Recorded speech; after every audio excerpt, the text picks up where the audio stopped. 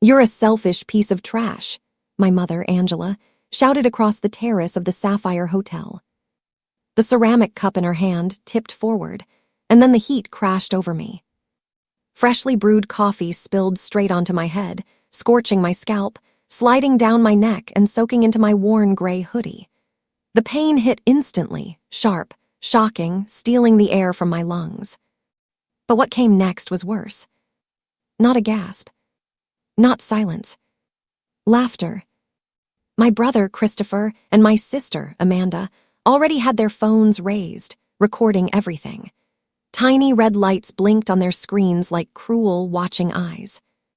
I sat frozen, coffee dripping from my lashes, heat radiating down my spine, and in that moment I understood something with terrifying clarity. This wasn't a damaged relationship. This was total annihilation. The bridge wasn't burned, it was obliterated.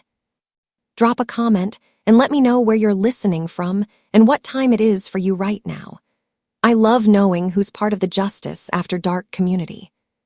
I stood up. I didn't wipe my face. I didn't look at my mother, who was breathing hard now, chest rising and falling with the fury she'd unleashed. I walked straight toward the hotel restroom, the heels of my boots echoing sharply against the marble floor. Inside, I locked the door and leaned over the sink. My reflection stared back at me, hair plastered down with dark liquid, skin along my hairline and neck turning an angry, blistered red. The urge to scream was overwhelming, like something alive clawing at my throat. I wanted to lose it. I wanted to march back outside, flip the table, shatter their expensive dishes and their fragile pride. I wanted them to feel the same burning that was tearing through my skin. But then I really looked at my eyes in the mirror. They weren't wet. They weren't broken. They were cold. If I screamed, I gave them entertainment. If I cried, I gave them victory. They fed on chaos, on reactions, on dysfunction. My mother with her obsession over appearances.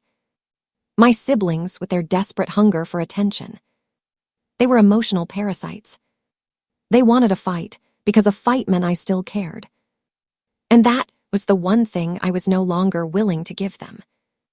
A fight meant we were still trapped in their game. Silence, however, is a mirror. When you don't scream back at a monster, the monster is left flailing into emptiness, hearing only the echo of its own ugliness. By withholding my rage, I starved them of their fuel. I grabbed a handful of paper towels and dabbed the worst of the liquid from my neck. The skin was raw, already beginning to peel. I hissed softly through my teeth, but kept my expression neutral. I wouldn't give them a single frame of footage showing me breaking. I stepped back onto the terrace. The table was quiet now, but the tension hung thick, crackling with malice. Christopher smirked, phone still raised. Amanda typed furiously, no doubt already drafting the perfect caption. Angela stood with arms crossed, expecting the apology she believed she was owed. I walked to the table. I didn't sit. From the damp pocket of my hoodie, I pulled out my wallet and removed 4 $20 bills, exactly $80, my share of a breakfast I hadn't touched. I placed the bills neatly on the white tablecloth beside the empty coffee pot, smoothing them flat. Then I turned and walked away. "That's right, run away," Christopher shouted after me. "Go cry in your truck." I didn't stop. I didn't look back. The silence I left was heavier than any scream could have been, a door slamming, locking, and being welded shut. They thought they had victory because they held the camera. In reality, they had only captured their own undoing. I slid into my decade-old Subaru, the lingering scent of stale coffee filling the cabin. My hands shook as I placed the key in the ignition, not from fear, but the crash of adrenaline. I drove out of the hotel lot, merging onto the highway, putting distance between myself and the people who shared my DNA. The argument had started over something trivial, almost laughable. Christopher had approached me before breakfast even arrived. He needed $50,000, a so-called investment for his luxury watch dealership. Inventory was tight, he said, flashing a grin that was all teeth and desperation. "I just need a bridge loan. You can put it on a credit card. Sloan, your credit is excellent, right? He had no idea I'd sold my AI safety company, SafeMind, to Google DeepMind 3 weeks earlier for $110 million. He didn't know my net worth now exceeded $250 million. To him, I was a struggling freelance coder, living in a cabin because I couldn't afford the city. When I calmly refused, the polished facade cracked. "You're so selfish," he spat. "Mom pays for everything and you can't even help with a loan." That was the spark, my refusal to fund their fantasies. My family thrived on appearances, living a life of paper tiger wealth. Christopher drove a leased Range Rover, already 2 payments overdue. Amanda called herself a lifestyle coach, living in a condo funded by our parents' dwindling retirement savings. Angela wore designer labels she bought on consignment, only to return them after a single wear. Their entire existence was a series of liabilities masquerading as assets. They owned nothing but debt and appearances. I looked down at my jeans and the coffee-stained hoodie. I own my truck. I own my cabin. I own my intellectual property. And as of 3 weeks ago, I had enough capital to buy and sell their entire zip code. It's the power to say no without fear. That freedom terrified them. They hated me not for being poor, but because they recognized it on me, and it highlighted the chains they were living in. They were drowning in payments and pretense, while I stood on solid ground. My scalp throbbed, a sharp reminder of the price of that freedom. I drove toward the urgent care clinic, my mind already shifting gears. The emotional part of me wanted to curl up and mourn the mother I never truly had. The logical part, the CEO part, was already mapping out the police report in my head. They had tried to teach me a lesson about my place in the family. They were about to learn a very expensive lesson about my place in the world. This wasn't a family quarrel anymore. It was a hostile takeover, and I had never lost a negotiation. My apartment was silent. Only the hum of the refrigerator and the stinging hiss of the burn spray on my scalp filled the air. In the mirror, the damage was unmistakable. A blister was forming just behind my left ear, and the skin along my hairline looked raw, red, and angry. I didn't hide it. I wanted to see it. I wanted to remember exactly what $50,000 worth of rejection looked like. My phone buzzed on the counter, first a light, then a steady vibration that refused to stop. I dried my hands and picked it up. It wasn't an apology. It was a notification from TikTok. An old account I barely used had been tagged. I opened it. Christopher's smug, filtered face filled the screen. The video began. I watched myself at the table, head bowed, coffee dripping from my chin, while my mother screamed. Bright yellow text overlaid the video. "When your broke sister tries to ruin brunch, putting out the trash."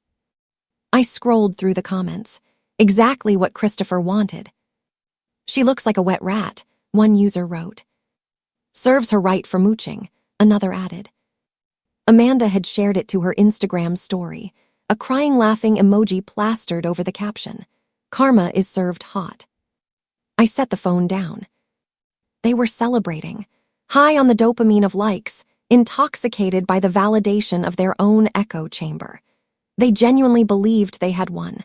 They assumed this was the conclusion, the moment the trash gets taken out and the victors return to their mimosas. What they didn't understand is that, on the internet, context is currency, and the market was about to crash. I didn't report the video. I didn't comment. I took screenshots, one of the post, one of the caption, one of the timestamps. I saved them in a folder on my encrypted drive labeled evidence. Then I went to the kitchen and made a cup of tea, not coffee, never coffee again. I sat by the window and waited for the algorithm to do what it does best, surface the truth. By Monday morning, the air had shifted. It felt heavy, like the calm before a hurricane. I was in my home office, a converted bedroom in my cabin overlooking the valley, reviewing code for a new neural network architecture when my personal phone rang. It was Alina, my head of public relations. "Sloan," she said, her voice tight, "have you seen Twitter?" "I've seen TikTok," I replied, typing a command into my terminal. "It breached containment," Alina said. It hit tech Twitter about an hour ago. A former intern recognized you. Views are at 4 million and climbing fast. They know who you are, Sloan. They know you founded SafeMind. They know about the DeepMind acquisition. I pulled up Twitter on my second monitor. SafeMind was trending. The top post was a side-by-side comparison. One image of me on the cover of Wired, looking polished and formidable, the other a blurry screenshot from Christopher's video of me soaked in coffee. The caption read, "This family just assaulted one of the most important women in AI because she wouldn't loan them $50,000. They have no idea she's worth 9 figures. The comments were a torrent of outrage. "That's Angela Mercer," one user identified. "She's on the board of the Arts Council. Disgusting." Another user had tracked Christopher's dealership. "This guy sells watches on commission, and he's bullying a self-made multimillionaire. The math doesn't add up." "Do you want us to issue a takedown?" Alina asked. "We can have it scrubbed, harassment policy violation, gone in 10 minutes. "No," I said. Voice was calm, steady. "Leave it up, Sloan. It's humiliating." "It's not humiliating for me, Alina. It's illuminating for everyone else. Let it play. Let them see exactly who these people are." I hung up. The narrative had flipped. I wasn't the broke sister anymore. I was the underdog titan. The public didn't just witness a family dispute. They saw a group of parasites attacking the host. I watched the retweet counter spin like a slot machine. The villain's escalation had just met professional escalation. They wanted attention. I was about to give them the world. Tuesday morning. Christopher stood on the showroom floor of Timeless Luxury, adjusting his cuffs, probably checking his phone, waiting for more likes, completely unaware that the ground beneath him had already liquefied. He didn't know that my venture capital firm, Apex Ventures, had been working over the weekend. We hadn't just bought a single watch. We had acquired the controlling stake in the parent company that owned his franchise rights. It was a small acquisition for us, a simple portfolio diversification, but it gave me a very specific power. His manager approached him holding an iPad. "Christopher, corporate wants a word. Zoom meeting." He probably assumed it was a promotion, or maybe a warning about social media usage. He certainly didn't expect to see the regional director and an HR representative on the screen. And he most definitely didn't expect a third window, blacked out, labeled simply, ownership. "Mr. Mercer," the director began, voice clipped. "We have received thousands of complaints regarding a video you posted. Gross misconduct, behavior damaging to the brand, hostile actions." "It's a private family matter," Christopher stammered, his confidence evaporating. "It's just a joke," he added weakly. "There is nothing funny about assault," the HR representative cut in sharply. "And there is nothing private about 4 million views. Your employment is terminated, effective immediately. Security will escort you out. You can't do this, my sister." "Your sister," I said, unmuting my microphone but keeping the camera off. My voice filled the room, amplified through the conference speakers.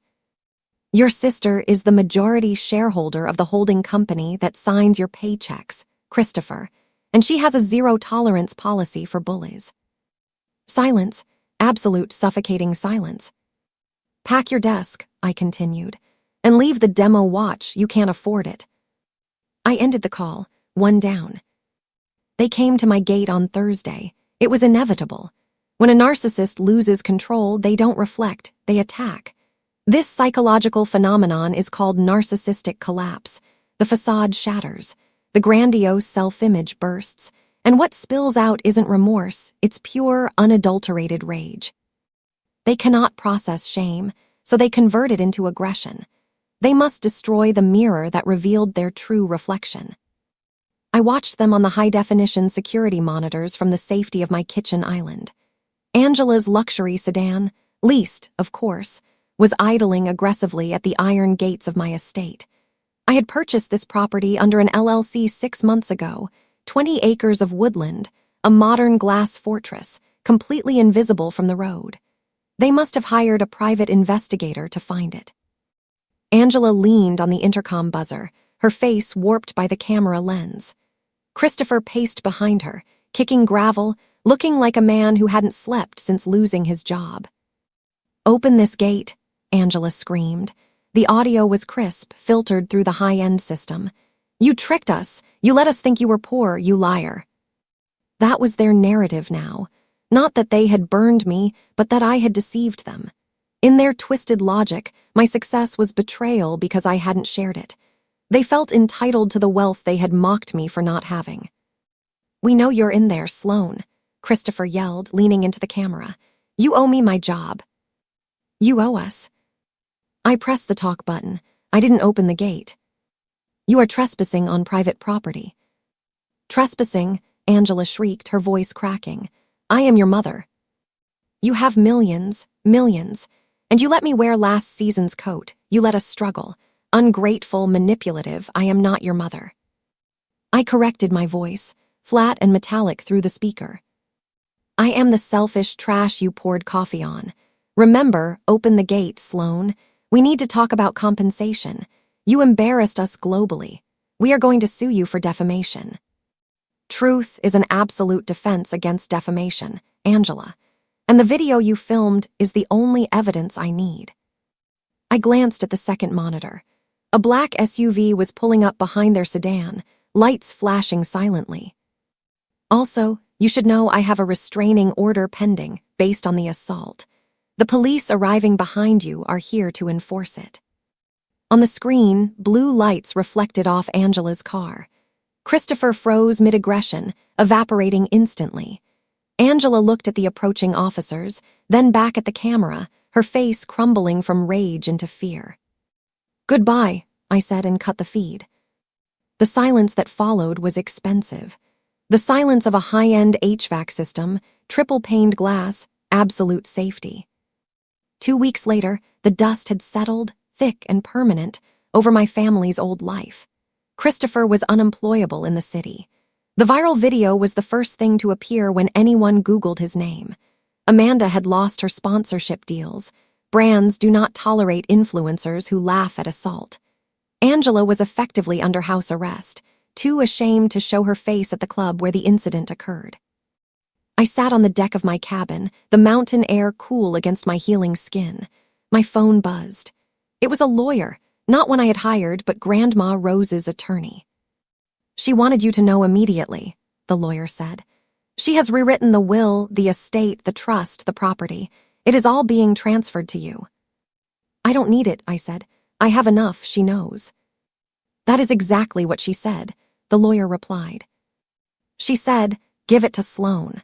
She is the only one who didn't need it, which is why she is the only one who deserves it." I hung up. I looked out at the tree line. I didn't feel triumphant. I didn't feel giddy. I felt light.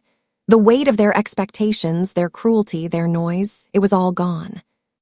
I picked up my phone, opened the family group chat one last time, and pressed delete group. Then I whistled for my dog, climbed into my truck, and drove toward the horizon. The rearview mirror was empty. The road ahead was entirely mine. Drop a comment and let me know where you're watching from and what time it is. It's amazing to see who's part of the Justice After Dark community. Thanks for watching. Don't forget to like, share, and subscribe for more stories. Catch all our latest content here on Justice After Dark.